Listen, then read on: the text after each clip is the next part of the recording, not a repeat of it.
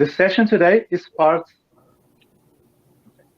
Assalamu alaikum. Good morning, good afternoon, and good evening. Because we have people logged in from 75 countries, so it's great to have you all here.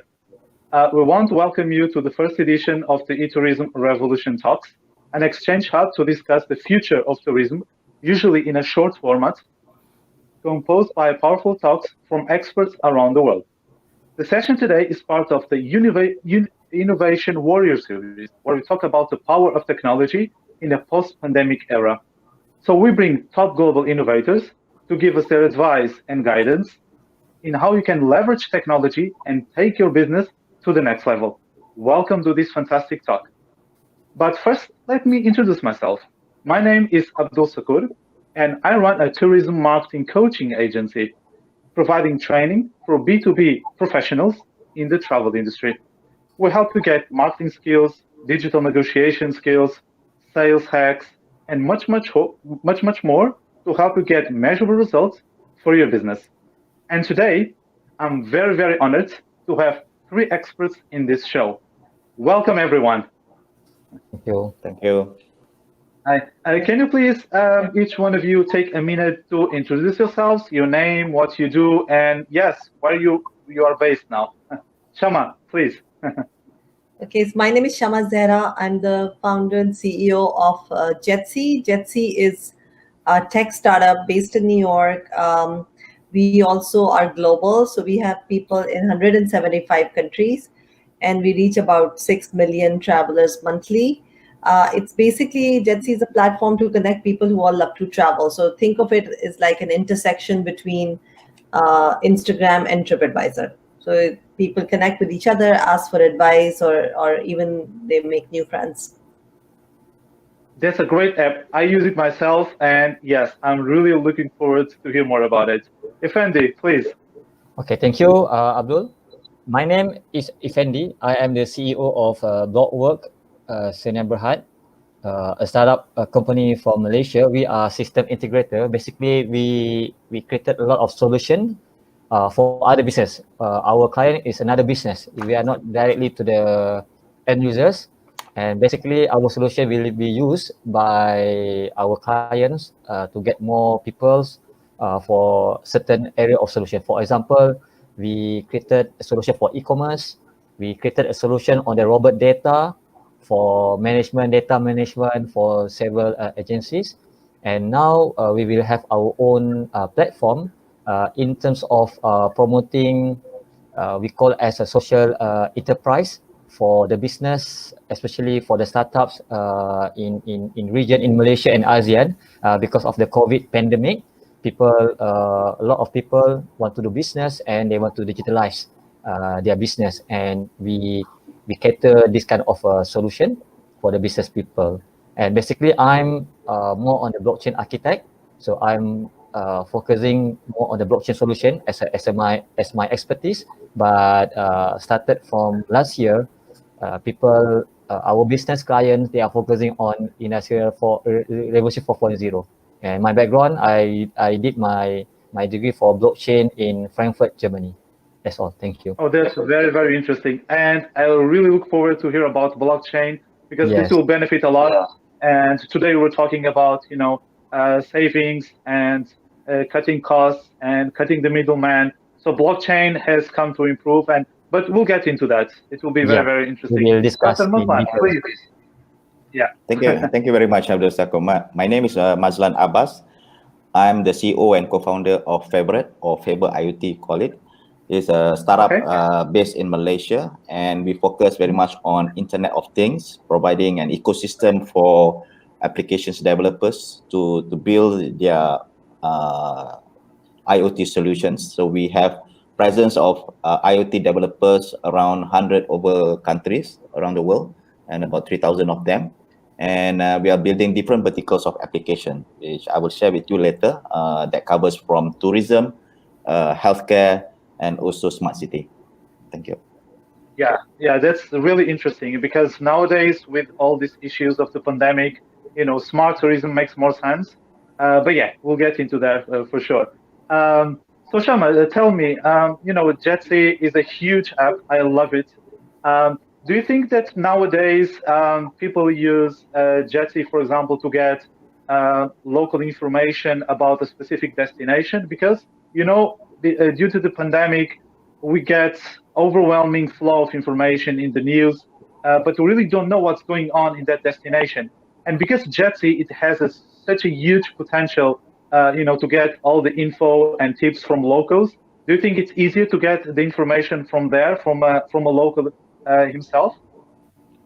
Yeah. So, and one question for you is, am I able to share my screen or no? We were trying to get this more interactive. I'm not sure. I would have to see with the technical team. But you can just give us some highlights then I will check that afterwards. Okay, great. Yeah, so anyway, so basically, as I explained earlier, 𝗧𝗵𝗃 is an app where people can connect with each other and share information. So what we found is that we were getting a lot of authentic information directly from the people on the ground, especially during COVID, because there's a lot of news out there, but we don't know what news is fake, what is authentic news. So what we were trying to do is directly connect with the locals in different countries and get information through them. And one of the things that our users found very helpful is that when they were trying to find information about a destination, like you said, having somebody on the ground who can guide them and give them the local scoop was much better than just reading about it. And then you can really get to know what exactly is happening. Taking a little bit of a deep dive on 𝗧𝗵𝗃, what we specialize in focusing on the millennial and the Gen Z audience. 90% of our audience is millennials and Gen Z. And if before we talk about 𝗧𝗵𝗃, it will be nice to take a little bit of a deep dive into what this millennial and Gen Z audience is, right? So if we look at their habits, and they're a little bit of a different breed. So if we look at millennial was born in a different environment when their parents were. Their parents were very capitalist. It was all about making money, whereas millennial is more purpose-driven. It's more about, for them, it's more about making an impact in the world than just making money.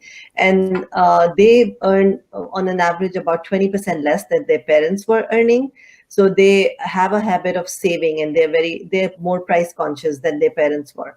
I'm talking about millennial, not Gen Z. Gen Z is different. Gen Z likes to spend, and Gen Z is also purpose driven, but they would spend more when they would see value, right? So the other thing that we saw about millennial is that it's really hard to sell to millennial. They sell it to themselves. So they really focus on getting recommendations from each other versus seeing it from the ad. So if somebody is doing a marketing campaign, it would be great to do it through social media, where people are recommending to each other versus, showing them the ads. So that's where it comes to your point as well, that, because most of our audience is millennials, they like connecting with other locals and getting the information versus just reading from the books. Definitely. I mean, I think Gen Z is also very connected to the digital platforms, and it's also, I think, and because we're talking about connecting with travel brands, I think travel companies can use that in their own benefit as well, right? To connect with this kind of audience in your platform. Yeah, absolutely. So to your point, Gen Z was actually born in the age of social media and digital. So they are totally addicted to social media. If you look at TikTok, most of the audience of TikTok is Gen Z. It's completely hit the roof in the last definitely. And we saw that during the pandemic, that people are flocking to TikTok. A lot of people were just Gen Z was spending most of their time on social media. They're totally addicted to social media. They also are into deals. So Gen Z is actually the most adventurous out of the three, whether Gen Z, Gen Y, or Gen X. And they are not stopping. So they still want to travel during the pandemic. And what they're doing now mostly is they're doing road trips, they're going for camping, they're doing RV rentals. So they're not stopping. It's very, very hard to these people. And the other thing we notice about them is that as long as the cleanliness standards is met, they don't care, they're traveling. And even we noticed that millennials were traveling early on during the pandemic when there were a lot of deals and they want to travel during the pandemic. So, and okay, I hear an echo. So, so the millennial was trying to get the deals, and they started traveling in the beginning. But then, when the pandemic hit the roof, then they stopped. So they were then they were. We don't see a lot of travel. But Gen Z, they're not doing a lot of plane travel, but they're doing more road trips. Yeah, yeah, and I see that. I mean, you also in your platform, you have so many online events now which are promoting traditions and local events, summer camps, single events, canoeing. Do you think that tour operators, travel agencies could use this kind of events to attract Gen Z audiences and millennials as well? Yeah, so as I said, 95% actually of our audience is Gen Z and millennials, and we reach about 6 million travelers monthly. So for us, yeah, absolutely, the tour operators or any travel businesses can partner with us. There are different ways to do events with us, to do events or marketing. We have multiple forms of marketing. People can do in-app advertising. We can post their brand inside our app and then promote all of that through our social media. We have very active social media on Facebook, Instagram. We just started TikTok as well. So that is another medium for getting the word out. Then we do other types of campaigns as well. So like you said, we can even arrange an event, a digital event or a Facebook event where we can invite our audience and promote somebody's brand. Then there are other ways that we also have a very interesting way of doing buzz marketing. This means that, you may have heard of buzz marketing. That is the most effective way. It's more word of mouth marketing. So instead of putting an ad, you will see a bunch of people going around the web and just chatting about your brand and, talking about the brand. And it's more, in line with what I said. You can't market to millennials, they market to themselves. So with that, it's more like people peer-to-peer recommendations they give. So if there is somebody who's providing real cool experiences and good value, then we could put together a buzz marketing campaign for them too. People can come and partner with us to post on our social media. We have very strong presence on Facebook, Instagram. So over there, they can also get the word out through that. So there are a bunch of different ways to partner with 𝗧𝗵𝗲 to get the word out for your brand. That's really, really cool. I mean, TikTok, kudos for that. It's the new platform, and today's generation platform. It's great that you are in there as well. And nowadays it's very difficult sometimes to get engagement from our Facebook page, our LinkedIn page. But on 𝗧𝗵𝗲, it's everything there. Everyone is sharing information all the time. And one of the great things I've enjoyed as well when using the app is that you can track someone by interest and location. So that's a really, really great feature. So if I want to get someone like 10 miles from here, I can find someone with same interest than me. So that's a really, really cool feature. Are there any other features in the pipeline? So yes, actually, coming here, thanks for mentioning that about the features. So when somebody joins 𝗧𝗵𝗲, they identify themselves as a hiker or a beachgoer or a family traveler. So first thing they say is they talk about their interests. So when we are targeting a campaign for somebody, we can target specifically if it's for a beach destination, that can target specifically to people who love beach. And so forth, if it's mountains and hiking related, so it can be going to the hikers. So people can be targeted by their interest, by their location, and we can even do by age, by gender, by their interest. As I said earlier, we're also bringing different experiences. We're going to be partnering up with Airbnb and some other companies where people will be able to experiences through our app. So there are a lot of different features also coming. We are also planning to add video. We don't have video right now, but we are planning to add that. And then we will be also making interest-based groups. So you will be able to come and, for example, the purpose of the app would be that you can pretty much land somewhere. Let's say you land in Malaysia. On the ground, you'll be able to see what type of people you can meet, what type of things they're recommending, and what type of experiences you can do. That's really, really awesome. And because we are talking about technology in a constructive way, and also you mentioned, Shama, that as long as there is protocols of hygiene and sanitization, Gen Z, for example, they wouldn't mind to travel. So I would maybe focus a little bit to asking to Dr. Mazlan. In that situation, that we are living right now, everyone wants to have peace of mind. So how do you think that travelers and tour operators can achieve that peace of mind when traveling somewhere? Okay, thank you very much. Other than what Shama had mentioned just now about the groups, traveling and with their friends and all that, travelers are mainly concerned about three things. One, as you mentioned just now, is about cleanliness of places that they are going to go. It's more about not just killing the viruses, but I think, maybe try to clean any remaining dirts and all that, especially when they stay in the hotels. And secondly, if you look at, if they want to have this peace of mind, they must ensure that the surroundings and the places that they go have a very good way of managing health. Having that temperature scan, making sure that social distancing is always there, especially in the hotels, restaurants, and all that.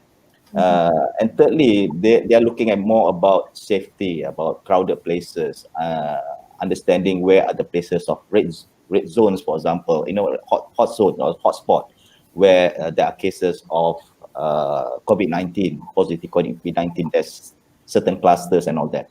So in fact, like Malaysia, for example, comparing with other countries within our region, Malaysia still is a cautious country that, would love to travel. Malaysians are. So the SOP is quite tight also. So we follow very much on the SOP. So if you look at the travelers, safe is something which they want, but they also want to have fun, have some fun, not to really attach to very tight schedule of, the tour operators. And the tour operators themselves, I'm sure they want to make sure that all their customers are well connected, managed well, so that they can have that freedom.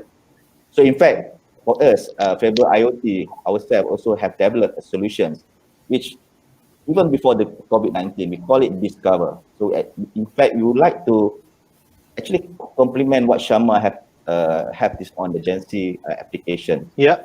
Now we have a group, but when the group comes together, they need to find a way of finding their whereabouts. So location is always tracked 24/7. Of course, within that private group, they have the ability to make sure that they can have some form of privacy, for example. So in cases where they don't want to be tracked, to be located where they are, they can disable their location.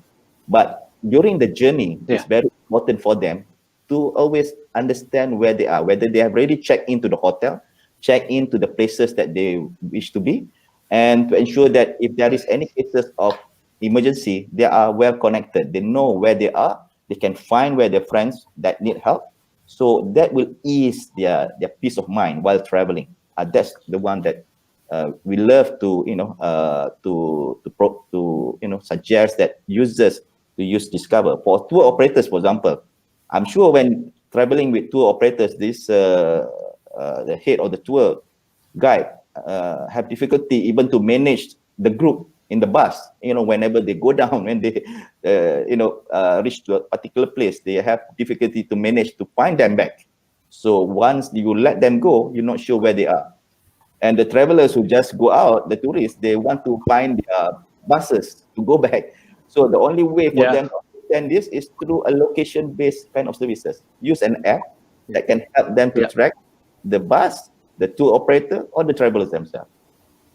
Yeah, that's really, really a great tip, I would say. Using an app to locate travelers nowadays, it's a must. Do you think that group traveling is a trend that is going to happen in the next years as well? because because of social distancing, we're thinking, oh, maybe I don't want to get into the crowd and get so many people around me. So what are your thoughts about this? Yeah, that's one thing. I think the new norm of traveling most likely will not be in a group.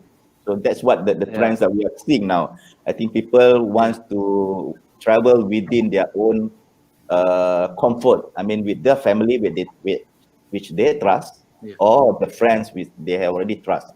So either they go alone, travel alone, or with few members. So that's the trend that you're going to see. And what advice, for example, do you give to travel companies to help build trust for travelers to travel again? Okay, if you take a look at one of the things which I think, as I mentioned earlier just now, there are three things that we need to look at. The safety, the healthcare, and also the cleanliness of the places. Because if you look at the traveling, it's not only when you travel, it's before you travel.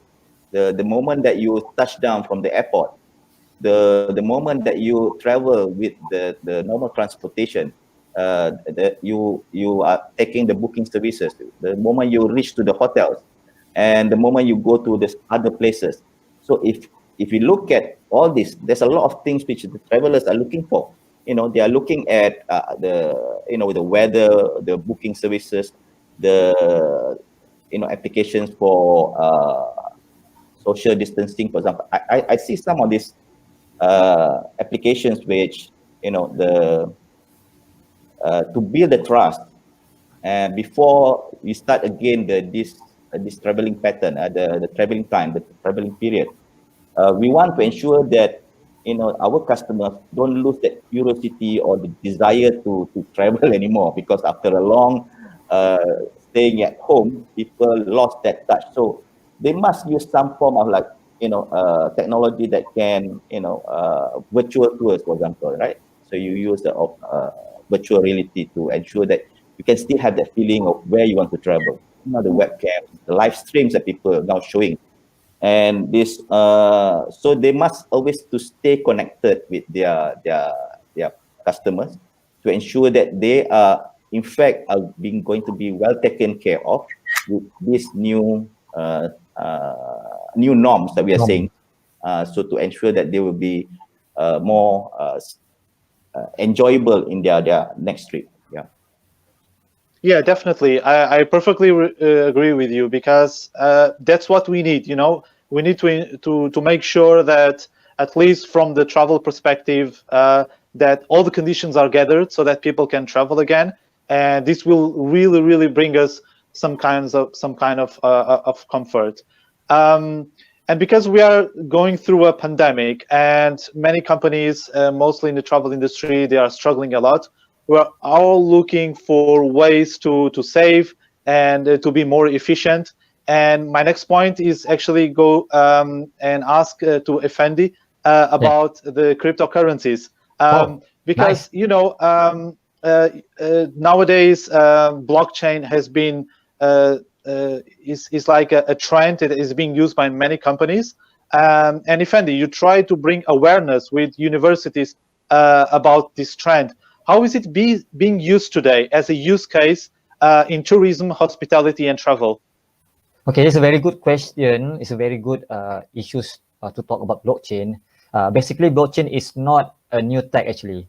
It started because of the cryptographic technology, and people always have a misunderstanding when it comes to cryptocurrencies and other things. Actually, blockchain have two parts: on the cryptocurrency part and also on the cryptographic part. You must differentiate between cryptographic tech and cryptocurrencies. Of course, cryptocurrencies involve cryptographic technology, but not all cryptographic solution will involve cryptocurrencies. Okay, and blockchain is about technology, and people always misunderstanding when it comes to blockchain is about Bitcoin, cryptocurrencies. But of course, the movement, the expansions of cryptocurrencies become larger, become large every year because of the usage is everywhere, especially the Bitcoin. After the white paper by Satoshi Nakamoto, is a very mystery guy, raised a white paper on 2009, and people use the Bitcoins everywhere. In fact, some places like airport in Brisbane, they are very proud to announce they are blockchain airport or crypto airport. And certain area in Switzerland, in Zug, Switzerland, I've been there talking about blockchain. They also have they claim the mayor is a crypto mayor because the whole district use blockchain for the cryptocurrencies for the exchange. When talk about the awareness, please let me give a little bit information about what is blockchain technology. Is it? So basically, blockchain technology is involve a public or private distributed ledger. It's something like the accounting part, the ledger for debit or for debit and credit or in or out of the data. And this transaction will involve powerful transparency, and this ledger is controlled by a network of computers that we call as a blockchain technology.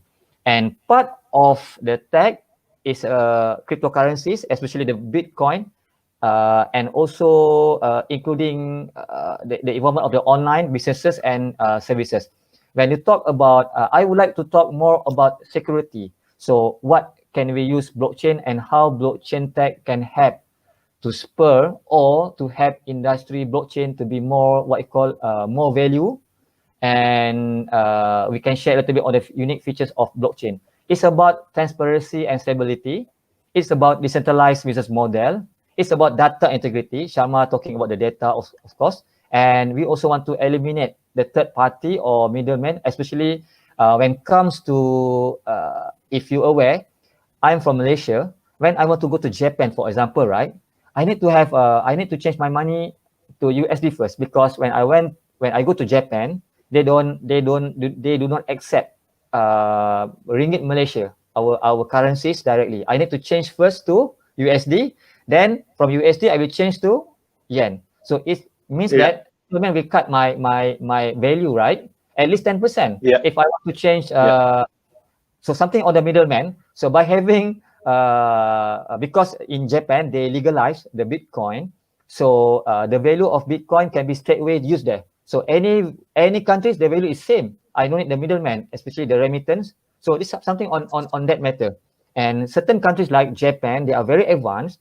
A lot of merchants can accept Bitcoin for the payment. So there's one thing on the cryptocurrencies. And of course, the users of 100 million of users of this kind of a Bitcoin cryptocurrencies is another opportunities for the travel industries to get more customers, especially to get more income and sell more business. Because of that, certain countries in Europe, in Japan, they accept directly the Bitcoin. In fact, some of the banks also accept the cryptocurrencies. So this is something that maybe the operator of business in travel, maybe the hotels can figure this kind of opportunities. But please bear in mind, a lot of scammers outside by using the name of Bitcoin, so must be careful on, right? Okay. Second thing, I would like to share about more on potential users of a blockchain in the travel and tourism industry. For example, it's about the data tracking. We can use blockchain for the tracking baggage, because why? Blockchain tech can be extremely valuable for tracking the movement of baggage, especially when dealing with abroad travel. Because Abdul, in many cases, the customer's baggage changes hands several times over the course of their journey, right? So I think by using decentralized database, so it can be a very good sharing tracing data between companies, and this can be a part of security. Because why? A lot of issues of lost their bag, lost their baggage, right? And second thing is about the identification services. By using blockchain also, it's very good to reduce the issues of check-in and check-out times. Because why? I also helping my government in immigration, putting some solution on the blockchain. It's not cryptocurrency, it's about blockchain, how we can do some tracing for the identification. Because now a lot of a fake ID, fake passport, right? Because having a blockchain as a decentralized, we can use like private blockchain. By that, the government, the airport, the agencies, in fact, also the business people can have some sort of a tracing to counter on the fake issues of the passport. And the third things I think is good on the secure and traceable payments, because I just mentioned just now, the application can have a serving as a public ledger, so it can make sure that bank payments can have a more simple and secure. Because why? Sometimes in Malaysia, for example, right, after 12 midnight, we cannot use anymore our credit card or our debit card or our ATM, the money machines, right, after 12 o'clock. So it's a very problem for us who has a traveler, we travel, the time is we don't have a specific time, right? Sometimes as a backpacker, for example, we walk, maybe we use bus night time. When you want to pay for credit card, we cannot use in Malaysia, for example. I don't know about other countries, but in Malaysia, have that kind of a regulation. So by having the blockchain, by using the so-called cryptocurrency that was endorsed or recognized by the banks, so it's a very good for the travelers, and a very good also for the business to accept this payment. And last but not least, I think it's about something on the customer loyalty program. Sometimes, Abdul, the problem in the customers, for the client or the travelers, we got a lot of fake reviews. For example, because this hotel is a very big hotel or very big business, so they can pay people to give a fake reviews. When we go to the hotel, we get a lot of not the real things that they advertise in the advertisement. By having blockchain, we can eliminate this kind of fake news. Because why? The data must be verified or validated by decentralized of the solution. Because of that, I'm promoting this kind of a solution. Not so much on the crypto, because crypto sometimes is quite gray area. So I'm focusing more on the blockchain for the tech, for the security, data tracking, data tracing, identification, and I think a lot of things we can develop. Because of that, Alhamdulillah, we have a lot of solutions now we're doing for certain agencies, business travelers, to put some blockchain back end in their solution. So again, okay, that's really cool. Yeah, very cool. Do you have? Yeah, I'm eager to ask more questions because it's such an interesting topic. Can you give us some examples of airports using that check-in process or the luggage tracking process? Okay, for example, in using blockchain, one company, they have a Veridog. Veridog is something like they're putting some the document identification in the blockchain. So Veridog is VERIDOC. So they use a lot of this kind of blockchains for the ID and passport validation. And I'm also doing a solution. The name is a 𝗧𝗵𝗲. 𝗧𝗵𝗲 is a Malaysian-based company, but we are the guy who doing something back end for them, because my business work focus much on the B2B, not to B2C. So basically, people don't know us, but business know us. So clients, at the end users don't know us. So for example, 𝗧𝗵𝗲 doing something, putting something on certificate in the blockchain. So for example, for the halal, right? For the halal business, for example, they can put a fake halal certification for their food, right? But when they cannot, because for example, 𝗧𝗵𝗵𝗃 is very famous. Islamic Affairs in Malaysia, they are very famous on their what you call the logo of the halal. Because the halal logo is very famous. Because why? In our countries, Islamic Affairs is under minister, is under government. So they don't charge money. They are really work under government. Means that they are very strict. Sometimes it's very difficult to get their logo right. Having the logo of 𝗧𝗵𝗵 or Islamic Affairs in Malaysia is like something like marketing tools for another business. But the problems are about the fake and certificate. So I think that's thing that we can explore, not just for the food, because travel operator, they need to have this kind of verification, certification on the food, right? We have a client and we want to bring our clients to the halal food restaurant. But at the end, the halal food restaurant is not real halal, right? For example, mostly in Europe, they have halal food, but at the same they also sell beer, for example, right? So something that I think by putting the blockchain, we can do some very fast verification. So and also it's one of the characteristics as well is that it's immutable data, right? It cannot really change. It's very difficult. So that gives some kind of security for any consumer I would say, either in travel or in a restaurant. So that's a really, really great thing, I suppose, for consumers, because right? why immutable? Because why? For example, one data, for example, I want to put my certificate. The data or certificate must be checked, must be verified by 4 of us, for example, right? If I want to change the data, I need to get Shama permission. I need to get from Abdul's permission. I get it from Mazlan. Ready for the centralized data, right? I can change easily. But having this kind of millions, not just it's just millions of data that you need to verify. I mean, to put in the immutable ledger, so it's very safe actually. But don't see the perspective of cryptocurrencies, right? Because cryptocurrencies, there are thousands of cryptocurrencies, right? Sometimes will be a lot of speculation on that. But focusing on the data tracking, immutable data, the certification is very good now because of that. The blue chip banks like Barclays, like Paribas, what you call it? What is it in Spain? The one of bank, the BNP Paribas. The BNP Paribas is very famous BNP bank. Paribas, They blockchain back end. Our bank in like our CIMB is one of the largest banks. Also use blockchain as a back end for the data transition. Same goes to IBM. They have a blockchain also. Oracle now. So this is a very huge potential. And how we can use on the tourism is about, I just mentioned just now, on the loyalty, the reviews, the certification, this kind of transaction. We want to eliminate the middleman. So it's very good solution. Sorry, too much on the blockchain. No. I think it's interesting for our audiences as well. Maybe you can share some lights as well of advice of people that really want to go into this distributed ledger technology. For the first time, what advice would you give it to them? First, they must understand about the data. What is the importance of the data analytics? Definitely. Of course, I'm started with a big data analytics before I go to the blockchain part. And second things, they need to understand about because I think we can for the who want to start can learn from World Economic Forum. They have one initiative they call as a PACI.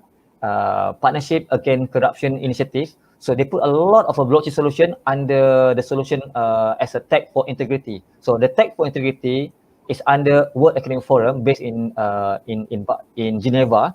So a lot of companies that who want to comply, who want to apply blockchain, they put in one platform under tech for integrity with 3 pillars on the blockchain, blockchain tech, e-governance, and open data. So who want to start, please understand first about the data transaction, data like Shama just now mentioned, Dr. Mal, because blockchain is a multiple discipline knowledge.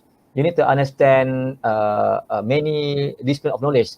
For example, big data, you need to understand legal, you need to understand economy, finance. It's quite challenging to understand, but it's worth to know because blockchain is still not maturizing, but not matured. Whoever want to start need to learn a lot, read, but start with the data analytics first. Info. Yeah, that's really great advice. It has been really good to have everyone's insights, but guys, time is against us. So last words, if you want to give some words of advice, and because we also are in collaboration with the World Halal Tourism Exchange, and there are many travel players listening to these talks. Do you want to give some words of advice to the travel industry? Just some words, maybe some case studies, lessons learned. Shama, please. So in terms of what I would say is, looking at the COVID-19 pandemic, if people want to really keep themselves in the game and make sure that they don't lose the travelers, as we discussed earlier, a lot of people are concerned about cleanliness, and people are not taking that much air travel. They're focusing more on road travel. What we see especially from the Millennials and Gen Z audience is that they value experiences much more than goods, and also they very much focus on authenticity. So as much as people can make sure that their brand has that authentic touch, there's some, they're focused on the environment, they're focused on giving back to the community. this audience really focuses on that, and especially if they can promote that, the safety and cleanliness of their experiences, then they may be able to attract the tourists even in this pandemic. Okay, perfect. Thank you. Dr. Mazlan? Okay, sometimes we need to look at, pandemic like this also can be a blessing in disguise for tourism industry too. What I say is that is because there are cases where cities before this are overcrowded, over tourism, you would say, right? And they don't have plans to manage the number of tourists. So when this happens, suddenly there is no tourists, and they have more time to rethink and maybe to plan any mitigation issues. They can do the normal renovation. Sometimes when I went to like Istanbul, for example, places which is for tourists, but also places that are still under renovation. So you can see everything. So now they have more time to do renovation very fast. So without tourists interrupting them. So, but also there's a lot of things which not only the tourists, like travel operators have this impact, but also the startups, which, trying to offer services to the travel industry are also being affected. People like us also being affected because we build applications meant for tourism. But yet, when this happens, we have to pivot. So a lot of companies of startups that offer tourist application solutions are now pivoting their solutions. So some of them doing a lot more process automation, helping the back-end system, rather to help rebooking, refund process faster. We see AI chatbot helping people to answer in different languages, helping them about, giving advice on symptoms, treatment, or preventive measures. We see applications where you use facial recognition for thermal temperature scanning, computer vision, so it's much more safer. So we see companies have changed into giving advice, pre-trip advice, for example. And now we are seeing a lot of these applications where for COVID tracing, contact tracing, if there is cases happen, there is cases where we can trace it back.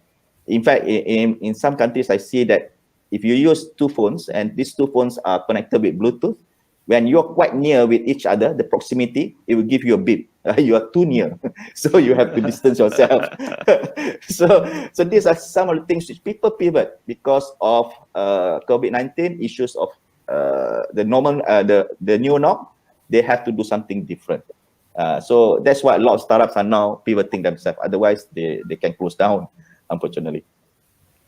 Yeah, for Perfect. me, thank you. Effendy, please. Can I continue? For me, 40 years back, before I was born, I'm now 38 years old. Maybe 40 years old back, 40 years ago, travelers, international or travel, we can say that luxury travel, right? But nowadays, I think traveling should be comfortable, cost-effective, and importantly, enjoyable. But at the same time, fees, booking irregularities, bad reviews, and long lines may be a symptomatic of the current travel situation. So I think blockchain have the kind of solution, because why? Millennials now are fast becoming man spenders. So we need to create more choices, loyalty solution, and also increase leisure travelers, business plus leisure, and the industry needs to reach more new channels and distributions and increase business. The data on the informed decision and increases businesses, and of course the digital presence by using the blockchain. The future of blockchain in the travel and tourism industry will remove many miscalculations that result in trillions of dollars lost to companies, including airlines and hotels. So I think blockchain can offer peaceful experience to travelers in the coming years and avoid losses that companies have to bear every day and the future. That things I think, because of issues, because of the solution that blockchain have on the transparency, eliminate the middleman, immutable data, and of course the most important thing is about how we can increase the integrity, the transparency, at the same time reduce costs and get more what you call benefits in terms of profit to the industries. And of course, win-win situation, not just industries, also the client, the customers, and the users for the services from the industries. That's all from me. Awesome, awesome. Thank you very much. Thank you. It has been really, really interesting, really good. And now, the most important question for each one of you. What is your favorite holiday destination? Shama, please. Well, that's very popular. For me, my best trips, I would say it was Argentina. Oh, cool. Yeah, it was because, I went to the glaciers, I went to the lakes, but also I spent time in the city. But also Greece is another one which I love. I try to go there every year. So I would say those two, Argentina and Greece. Cool, nice. I've been to Greece. I have to go to Argentina. Maybe we'll talk a little bit later. Dr. Mazlan, please. Okay, I have these two countries. One is the very scenic view, nature and all that. It's New Zealand. So I've been to. I'm a fan of Lord of the Rings, so I love that particular place. But I love to go everywhere around New Zealand. But I don't have that chance. But cool. Next time I will going to the North and South Islands. And secondly, I love the technology part. So I love to go to Japan again, hopefully. Cool, nice. Yeah. Wow. Like me, Effendy, I like to divide to region. Excluding my country, of course, I love my country most, Malaysia. Everything in Malaysia. Excluding my countries, for Europe, I love to go to Switzerland, because if I go to Switzerland, means that I can go. It's because Switzerland is a center. I mean the border with France, border with Germany and Italy. So Switzerland is the best for the very nice view. But Italy is the best for the food, because I love so much Italian food, like cappuccino, spaghetti, and pizza, right? And then I love the historical building. So for Europe, it's Italy and Switzerland. Of course, I think this is the best place I like to go. Yeah. And perfect. For the Islamic tourism, of course, Mecca, Madinah. Mecca. Every year is the best for the. I think if for culture, for the religious, the best is Mecca and Madinah. Perfect. I think the timer is on. Everyone's waiting for the visa is accessible to everyone. The borders will reopen. So we're all looking forward to it. Yeah, I want to visit Shama. I want to visit Abdul. Exactly. Okay, thank you very much, guys. It has been really interesting. I really enjoyed this session. Thank you very much for your presence here in this session. And I really hope that we can have another session as well. But yeah, thank you for your presence. Thank you very much for your insights. Thank you for inviting us. Yeah. Thank you. So yeah, thank you to everyone for attending this session. I'm confident that this will bring a refreshing strategy for many viewers, for many travel players, many travel companies. And yeah, to the audience, please continue to watch our eTourism Revolution Talks. And our next session will be about the hospitality and tech industry in the hotels. So yeah, that will be very interesting. Stay tuned. Thank you very much. And yeah, see you next time. Thank you. Bye-bye. Thank you. Bye. Thank you.